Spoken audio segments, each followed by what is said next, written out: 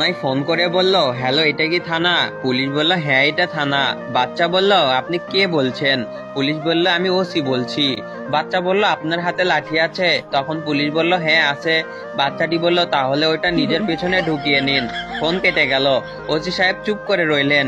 একটু পরে আবার ফোন রিসিভ করতেই প্রশ্ন। বাচ্চা বলল, হ্যালো এটা কি থানা? পুলিশ বলল, হ্যাঁ এটা থানা।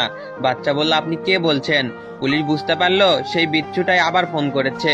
ওসি সাহেব সাবধানে জবাব দিলেন, আমি ওসি বলছি। বাচ্চা বলল, আপনার হাতে লাঠি আছে? পুলিশ বলল, না নেই।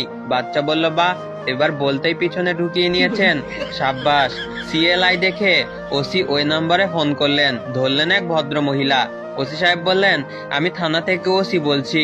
এই নাম্বার থেকে একটি বাচ্চা ছেলে আমাকে ফোন করেছিল, বলছে হাতের লাঠিটা নিজের পেছনে ঢুকিয়ে নিন।